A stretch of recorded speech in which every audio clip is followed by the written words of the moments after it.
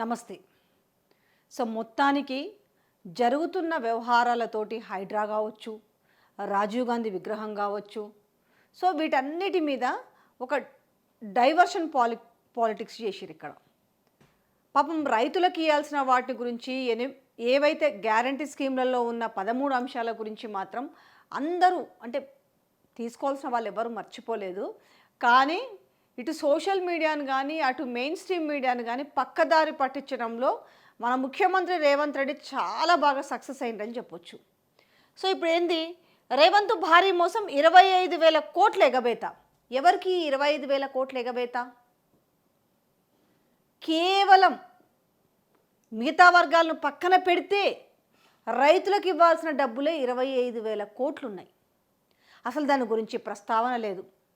ఇక రుణమాఫీ విషయానికి వచ్చేసరికి అరకొర రుణమాఫీ చేసి అసలు దేశంలో మేము చేసిన విధంగా ఎవ్వరూ చేయలేదనేసి రుణమాఫీకి చెల్లించిన డబ్బుల కంటే అందులో సగం పైగా డబ్బులు ప్రకటనలకే పెట్టిరు. ఒక్క తెలంగాణలోనే కాదు ప్రకటనలు, పోయి నేషనల్ మీడియాలో కూడా, హిందీ పేపర్లలో, ఇంగ్లీష్ పేపర్లలో కూడా సో యాడ్స్ వేసుకున్న పరిస్థితి. పోనీ తీరా చూస్తే ఇచ్చిరా అంటే అది లేదు, పూర్తిగా ఇవ్వకుండా ఉన్నారంటే అది కాదు. నేను ఎప్పుడు చెప్తుంటాను, బంతి భోజనాలు అందరూ కూర్చోబెడతారు, అక్కడక్కడ పెట్టుకుంటారు, పోతారు అన్నట్టుగా రుణమాఫీ విషయంలో అదే జరిగింది. రుణమాఫీ విషయంలో రేపు ప్రజాభవన్ని ముట్టడించడానికి, ప్రజాభవన్ ముందు వాళ్ళు తమ ఆందోళన వ్యక్తం చేయడానికి రేపు రైతులంతా కూడా వస్తున్నారంటే పరిస్థితి ఏ విధంగా ఉందో అర్థం చేసుకోవచ్చు. ఇప్పటికే బ్యాంకుల దగ్గర నిరసనలు చేస్తున్నారు, ఊర్లలో నిరసనలు చేస్తున్నారు. కానీ ఇవేమి నిరసనలే కాదు, ఆత్మహత్యలు చేసుకుంటున్నారు. పురుగు మందు డబ్బాలు పట్టుకొని, కిరోసిన్ డబ్బాలు పట్టుకొని వాళ్ళ యొక్క నిరసన తెలియజేస్తున్నారు. అయినప్పటికీ ప్రభుత్వం ఏదో ఒక సాకు చెప్తూ తప్పించుకుంటుంది, కానీ పూర్తి స్థాయిలో రుణమాఫీ చేయలేదు. పోనీ రుణమాఫీ ఎంత మేరకు అయ్యిందమ్మా అనేసి ఊర్లలో పోయి కనుక్కుందామంటేనేమో ఎక్కడ లేని దుఃఖం వస్తుండే. ఇదే మళ్ళీ అదే ముచ్చట కదా. సరే ఇంత మాట్లాడుతుండ్రు కదా, ఏమాత్రం అయిందో అని చెప్పి సీఎం ఉన్న ఊరికి పోతేనే ఏం జరిగిందో చూసినాం. అంటే ఎంత దారుణంగా ఉంది పరిస్థితి. అంటే ఎవరిని నోరెత్తకుండా చేయాలనే ప్రయత్నం ఒకటి జరుగుతుంది, ఏ వార్తలు చూపించకూడదనే ప్రయత్నం జరుగుతుంది. ఇవాళ దేనికి 25,000 కోట్లు రైతు భరోసాకే ఏమన్నారు, రైతు బంధు అయితే జస్ట్ 10,000, అంటే 2 పంటలకు కానిచ్చేది ఎకరానికి 5,000 లెక్కనైతే మా కాంగ్రెస్ ప్రభుత్వము 7,500 లెక్కన రైతు భరోసా ఇస్తామని చెప్పారు. సో యాసంగికి అరకొరగా రైతు బంధు ఇచ్చేసి వదిలిపెట్టారు. ఇప్పుడు ఖరీఫ్కి ఎండింగ్ సీజన్ వస్తుంటే కూడా ఇంతవరకు ఒక్క రూపాయి ఇచ్చిన పాపాన పోలేదు. ఇప్పుడు రైతు భరోసా కింద ఇవ్వాలంటే 11,475 కోట్లు ఇవ్వాలి. ఎంత ఇవ్వాలి? 11,475 కోట్లు నికార్సుగా ఇప్పుడు ఈ ఖరీఫ్ పంటకు రైతు భరోసా అందించాలి. ఒక్కసారి రైతులందరూ కూడా బాగా వినుర్రి, మీకు రావాల్సిన డబ్బులే ఏది, రైతు భరోసా ఖరీఫ్కి సంబంధించి 11,475 కోట్లు మీకు బాకీ ఉన్నారు. దాని తర్వాత ఏం చెప్పారు, ఈ 2 లక్షల రైతు రుణమాఫీకి సంబంధించినవి ఇంకా ఎంత పెండింగ్ ఉన్నాయంటే 13,000 కోట్లు.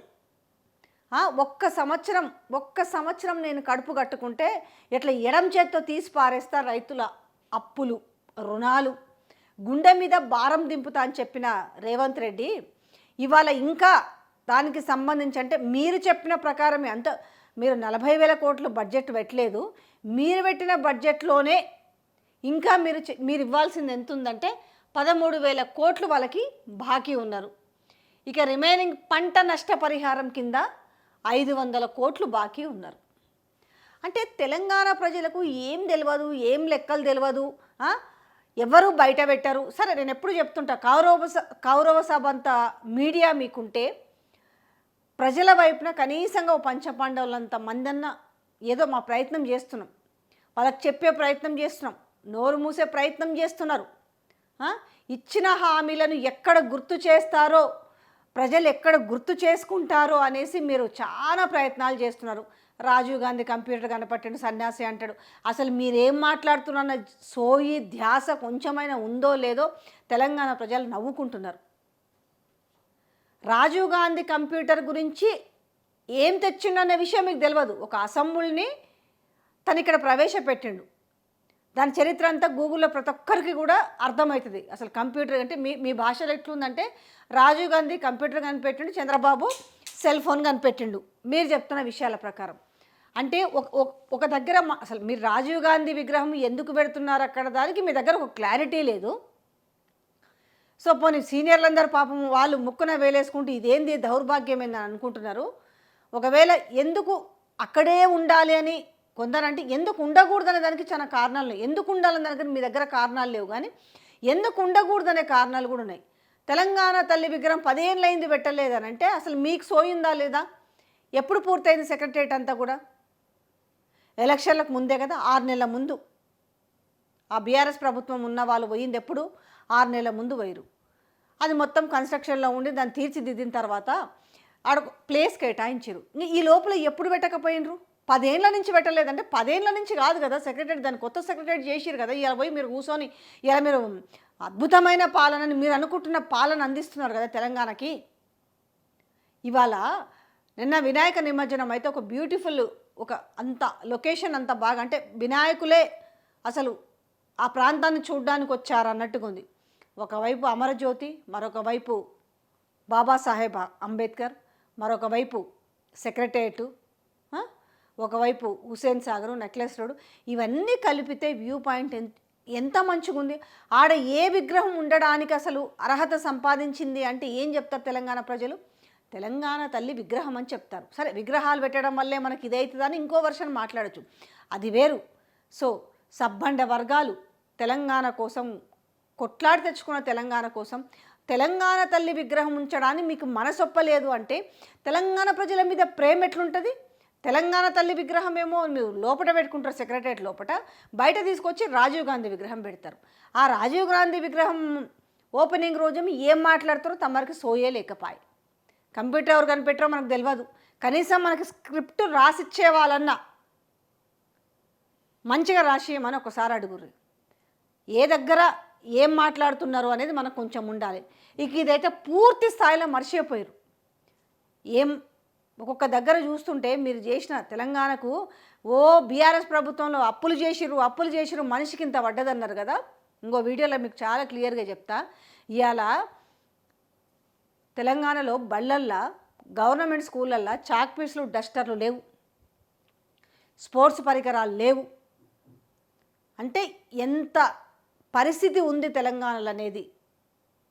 రాయడానికి చాక్ పీసులు లేవు, తూడ్చడానికి డస్టర్లు లేవు, ఆడుకుందామంటే పరికరాలు లేవు, ఈ పరిస్థితి. మరొక వైపు జిల్లాలల్లో పోలీసు వాహనాలకే పెట్రోల్ బంకులల్లో కోట్లు డీజిల్ పెట్రోల్ పైసలు బకాయిలు పడ్డారు.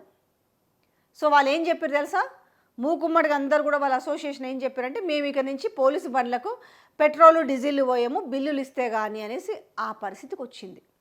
అంటే దేని మీద మనకి ఒక చిత్తశుద్ధి లేదు. చదువుకునే పిల్లల మీద లేదు, ఆ గురుకులాల మీద లేదు, ఆ పురుగులన్నం పెడుతున్న తిని అస్వస్థతకు గురవుతున్న వాళ్ళ మీద లేదు.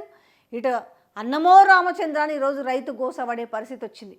కరెంటు లేక ట్రాన్స్ఫార్మర్ అని బండ్ల మీద కాడెద్దుల్లాగా మోసుకొని పోతున్నారు. ఇవన్నీ మీకు కనపడతలేవా? అసలు ఎప్పుడు ఇస్తారు ఈ రిమైనింగ్ 13,000 కోట్లకు సంబంధించి? మీరిచ్చిన ప్రకారమే మేము ఇంతమందికి చేస్తామని చెప్పారు కదా, అందులోనే 13,000 కోట్లు మీరు బొక్కబెట్టిండ్రు. ఇక రెండోదైతే అసలు 11,475 కోట్లకు సంబంధించి రైతు భరోసా, ఇవి కాకున్నాయి. జస్ట్ నేను ఈ లెక్క వరకే చెప్పిన. కౌలు రైతులది ఎక్కడ పోయిందో తెలియదు.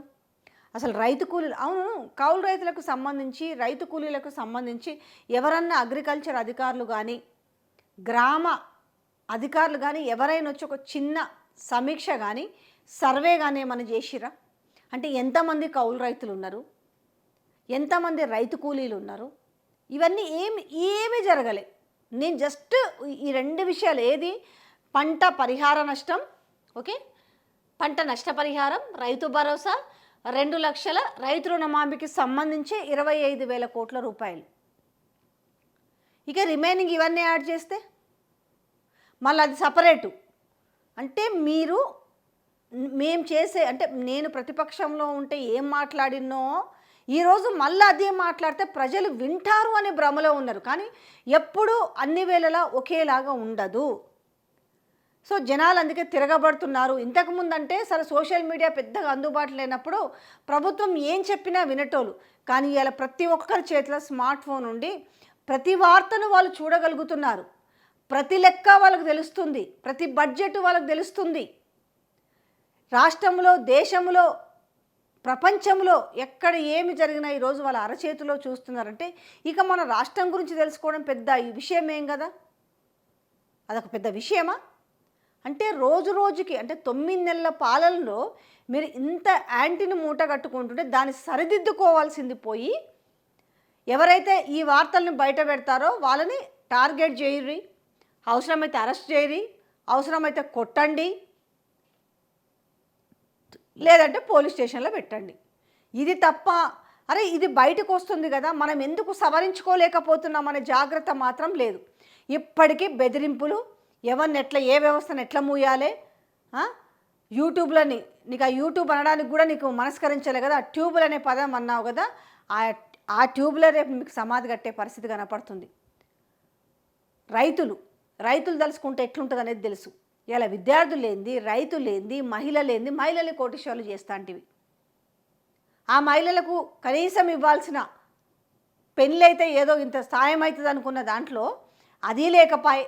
₹1,00,000 ఎటపోయినాయో తెలియదు. ఆ తులం బంగారం సంబంధించి ఇంతవరకు ఒక డిస్కషన్ కూడా లేదు.